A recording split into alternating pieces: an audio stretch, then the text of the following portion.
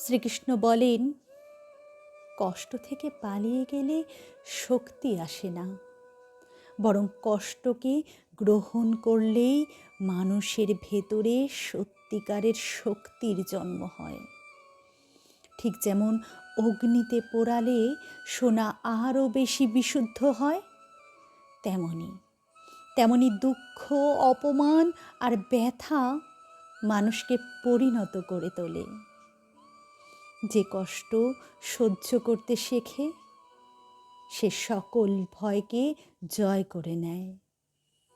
যে ধৈর্য ধরে সে নিজের ভাগ্য নিজেই গড়ে।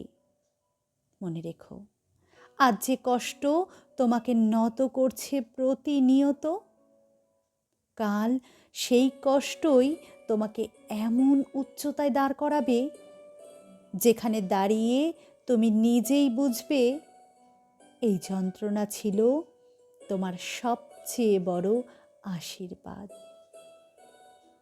রাধে রাধে।